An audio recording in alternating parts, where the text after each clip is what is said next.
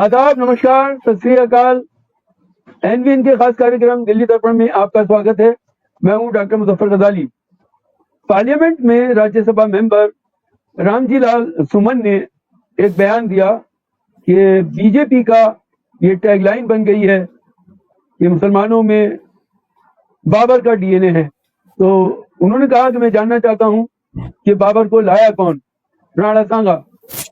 तो क्या राणा सांगा जो है वो देश का गद्दार था?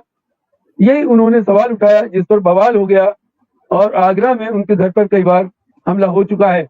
आज करणी सेना ने 2.5 लाख लोगों को आगरा में जमा होने का आह्वान किया था। खतरा जताया जा रहा था कि इस मौके पे कोई बड़ी घटना हो सकती है, जिसके लिए वजीर आला योगी आदित्यनाथ ने 3 लेयर की सिक्योरिटी का इंतजाम किया था। इसी विषय पर आज हम चर्चा करेंगे कि इतनी छोटी छोटी बातों पर क्यों अवाम को उबालने का काम किया जाता है, क्यों समाज में नफरत फैलाने की कोशिश की जाती है। हमारे साथ खास मेहमानों का पैनल जुड़ चुका है। हमारे साथ में डॉक्टर आनंद तिवारी साहब हैं, जो समाजवादी के प्रवक्ता हैं। हमारे साथ वेटरन जर्नलिस्ट जनाब प्रदीप माथुर साहब हैं। पहला सवाल मैं आनंद तिवारी साहब से लूंगा। आनंद तिवारी साहब, क्या वजह है कि छोटी छोटी बातों पर देश में उबाल पैदा होता है, जबकि बड़ी बड़ी समस्याएं, बेरोजगारी, महंगाई, इस वक्त ट्रंप ने जो टैरिफ लगाई, इकोनॉमिकल इशू, दुनिया भर के मसाइल हैं, लेकिन लोगों को भड़काया जाता है छोटे छोटे इश्यूज पर, क्यों? तिवारी साहब जी, बहुत बहुत धन्यवाद गजाली साहब। पहली बात तो यह है कि रामजी लाल सुमन साहब ने कोई बयान नहीं दिया था। वो सदन में, राज्यसभा में बहस के दौरान उन्होंने बात रखी थी, और वो बात रखी थी, तर्कसंगत बात रखी थी, इतिहास की बात रखी थी, जो हमारे इतिहास के पन्नों में दर्ज है। इतिहास के पन्नों में दर्ज चीजों को काटने का काम हमारा नहीं है। हम उस पर आंदोलन कर सकते हैं, अपनी भावना कर सकते हैं, लेकिन इतिहास का काम इतिहासकार उसको साबित करेंगे। अगर गलत है तो उसको बताना चाहिए। और रही बात है कि हमारा देश संविधान से चलता है, और संविधान की रक्षक, संविधान में अगर कोई संशोधन करना है तो फिर हमारी संसद है। संसद में कहे गए बातों को सड़क पर इस तरीके से हंगामा नहीं करना चाहिए। ठीक है, आपकी मंशा है, जनतांत्रिक अधिकार, आप बात रखिए, लेकिन ये हिंसक तरीके से बात करने कोई मतलब नहीं है। और उसके बाद हमारे संविधान में किस अधिकार के साथ सेना गठित करने का अधिकार हमारे यहाँ किसको है? सेना, हम कोई प्राइवेट सेना नहीं रह सकते। और ऐसा लगता है जैसे करणी सेना मतलब ये कोई सेना है, युद्ध के मैदान में जाने वाली सेना है। और जिस तरीके से खुलेआम धमकियां दी जा रही हैं, रामजी लाल सुमन को धमकी दी जा रही है, और रामजी सुमन के उस वक्तव्य के संदर्भ में जो कोई भी अपनी तर्कपूर्ण बात करता है उसको धमकी दी जा रही है। डॉक्टर सुनीलन को धमकी दी जा रही है। और सब तो छोड़िए, पूर्व मुख्यमंत्री और समाजवादी पार्टी के राष्ट्रीय अध्यक्ष अखिलेश को धमकी दी जा रही है, और खुलेआम धमकी दी जा रही है कि हम उसको गोली मार देंगे।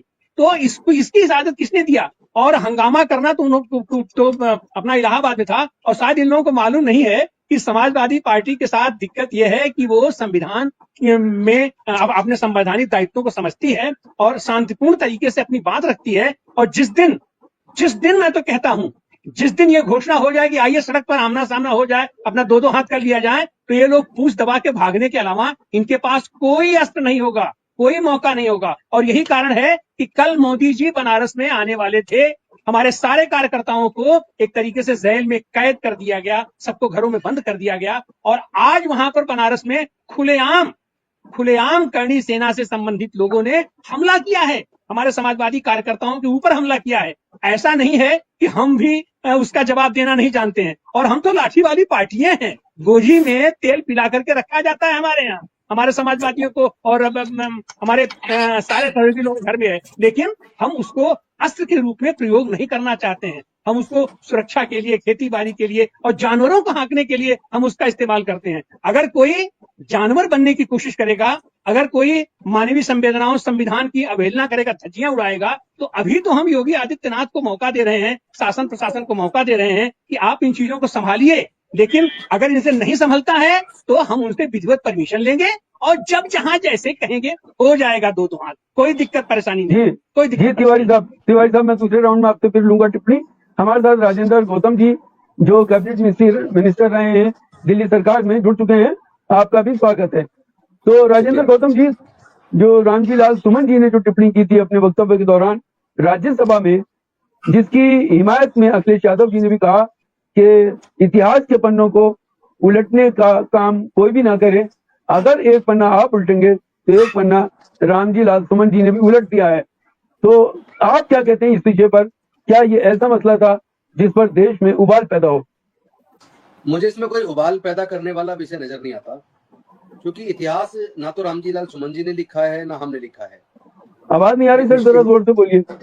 ये कि हिस्ट्री का स्टूडेंट होने के नाते हिस्ट्री में हमने खुद पढ़ा है कि मुगलों के दरबार में अनेकों राजपूत उनके मनसबदार होते थे, उनके मंत्री होते थे, और साथ ही साथ अनेकों राजपूतों ने अपने बेटियों की शादी मुगलों से की है। ये इतिहास में दर्ज है, इसको झुटलाया नहीं जा सकता।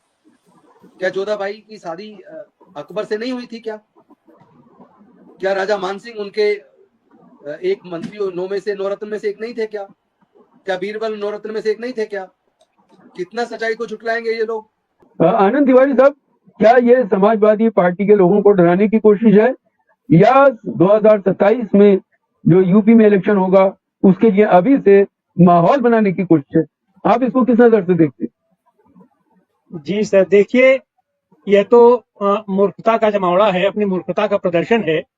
उस समय में और आज में जमीन आसमान का अंतर है। ये सारा का सारा सत्ता संघर्ष का खेल रहा है। इतिहास के आईने में जाइए तो उस समय राजतंत्र था। राजतंत्र का जनता से कोई संबंध नहीं होता था। राजे थे, रजवाड़े थे, अपने जमींदार थे, तालुकेदार थे, वो लोग अपनी सत्ता के लिए संघर्ष करते थे और उसमें जाति धर्म नहीं था। और उसको लेकर के आज की तारीख में कोई हमको ये कहे कि वो तो राजा थे तो हम उनके वंशज हैं। अरे भैया, तो तुम राणा सांगा के ही वंशज रहोगे, मान सिंह के वंशज नहीं होगे, और तरह तरह की चीजें हैं, तो वो तो बेकार की बकवास की बातें। आज हमारा जनतंत्र है, आज जनतंत्र है, तो आज के बारे में तो हम कह सकते हैं कि आज जो भी हमारा शासक वर्ग है वो जनता से चुन के जाता है, जनता उसे समर्थन देती है, जनता का उससे तादाद में होता है। उस जमाने में जनता का कोई तादाद में नहीं होता था। राजे आपस में संघर्ष करते थे, आपस में लड़ाई करते थे, आपस में सौदेबाजी करते थे, आपस में बहन बेटी का रिश्ता कर लेते थे। उनका था कि एन केन प्रकारेण हमको सत्ता को संरक्षित करना है, सत्ता में हमको बने रहना है। उसको लेकर के अगर आज की तारीख में, तो ये काम तो वही आदमी करता है जिसके पास न कोई भूत है, न कोई वर्तमान है, न कोई भविष्य की उसको उम्मीद है। तो भविष्य में अपनी उम्मीद बनाए रखने के लिए सत्ता में हम कैसे जाएं, ये लोग जानते हैं। इनके पास कोई वैचारिकी नहीं है, इसके पास कोई सैद्धांतिकी नहीं है, इनके पास कोई लड़ने का तेवर भी नहीं है। ये सच बात है कि जब ये सत्ता में रहते हैं, सत्ता का संरक्षण इन्हें रहता है, तो उसी के बल पर ये फुदकते हैं। और उस फुदकने में भी शायद उनको नहीं मालूम है कि समाजवादी पार्टी से अब तुम्हारा पाला पड़ा है, टकराओगे तो समाजवादी पार्टी के साथ अपना वैचारिकी है, अपना दर्शन है, अपना संगठन है, और इसके पास वो जुझारू कार्यकर्ता है जिनके पास ताकत है, नैतिकता की ताकत है। तुम्हारे पास तो कुछ है ही नहीं। और ये करड़ी सेना क्या चीज है? सच बात तो ये है कि ये सीधा सीधा सत्ता का संरक्षण है, सत्ता का खेल रहा है। और नहीं तो कोई सेना कोई कैसे बना लेगा अपने आप को? किसी सेना का प्रतिनिधि कोई कर सके? ये कैसे कर देगा? अपने स्वाधीन भारत में जब से हमारा संविधान लागू हुआ है, यहाँ केवल एक ही सेना है, वो भारतीय सेना है, वो भारत की सेना है। और उस सेना में जाति और धर्म और ये सब नहीं देखा जाता है। जितने भारतवासी हैं वो उसके अंग होते हैं। और ये हम ये सेना बना लिए, हम वो सेना बना लिए, हम परशुराम सेना बना लिए, हम कैंडी सेना बना लिए। अरे ये सब क्या चीज है? ये सब केवल और केवल अपने तृष्णा की पूर्ति करना है, अपने मनोमालिन्य की पूर्ति करना है। सच बात यह है कि तुम कुछ नहीं हो, तुम्हारी कोई औकात हैसियत नहीं है। आज ही की तारीख में कल मोदी आने वाले थे, हमने कहा भाई हम उनको ज्ञापन देंगे और हम जो भी काम करते हैं अनुशासित तरीके से करते हैं, क्योंकि हमारी आस्था संविधान में है, क्योंकि हम ये मानते हैं कि इस संविधान को हमने बनाया है, भारत की जनता ने बनाया है, हमारे चुने हुए प्रतिनिधियों ने बनाया है। तो उस संविधान की रक्षा करना हमारा काम है। और नहीं तो जिस दिन ये हो जाएगा कि सत्ता हमें संरक्षण नहीं दे रही है, हमें वो मरवाने का काम कर रही है, हमें पिटवाने का काम कर रही है, तो आत्मरक्षा के लिए जब हम आमादा हो जाएंगे और पार्टी का जिस दिन आदेश निर्देश हो जाएगा, तो सड़क पर केवल और केवल समाजवादियों की, समाजवादी पार्टी की लाठी दिखाई पड़ेगी, है ना? केवल लाठी दिखाई पड़ेगी। इनकी लाठी तो खाली परेड करने के लिए होती है, टोपी पहन के और अपना पैंट पहन के, ड्रेस पहन करके ये लोग खाली परेड करते हैं। और हमारे यहाँ लोग गदा भांजते हैं, मुगदर भांजते हैं, लाठी भांजते हैं। और ये बात सही है कि हमारे घर घर में हर सबके पास लाठियां हैं, लेकिन उन लाठियों का उपयोग हम जानवरों को हाँकने के लिए करते हैं, जानवरों को खदेड़ने के लिए करते हैं। जिस दिन हमको लगेगा कि हमारे सामने ये जानवर लोग हैं, अभी तो हम मान के चलते हैं कि हमारे बिगड़े हुए साथी हैं, और ये भी हमारे भारत के नागरिक हैं। अभी फिलहाल इनका दिमाग खराब हुआ है, ठीक ठाक हो जाएगा, कोई दिक्कत नहीं। यही लोग हैं, यही हमारे ही दरबार में हमारे ही आकर के तलवे चाटना शुरू करते हैं और अपनी अपनी बहन बेटियां भी देते हैं। अखिलेश के ही घर में किसकी शादी हुई, लेकिन वो कोई बात नहीं है।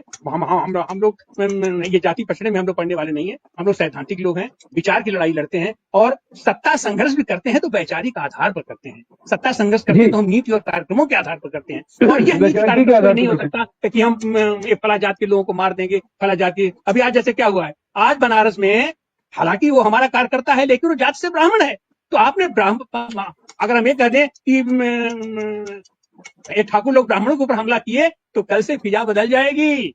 आप जो तरह तरह का छत आवरण करके और ब्राह्मणों की पार्टी आप अपने आप को कहते हो, तो बनारस में भी या देश के किसी कोने पर अगर आप जाति विद्वेष फैलाओगे तो पहली बात तो संविधान की इजाजत नहीं देता है। लेकिन ये लोग तो ऐसे हैं कि ये लोग संविधान की शपथ खा करके और तमाम संविधान विरोधी काम करते हैं, तो इनसे तो वो उम्मीद नहीं की जाती। लेकिन अभी हम वाच कर रहे हैं, अभी हम देख रहे हैं। जिस दिन संगठन का फैसला हो जाएगा और संगठन का निर्देश हो जाएगा तो सड़क पर मुश्किल हो जाएगा। इन आनंद तिवारी साहब, निकलना जो सड़क पर मुश्किल हो जाएगा। जानवर की तरीके से व्यवहार कर रहे हैं। हम प्रदीप माथुर जी से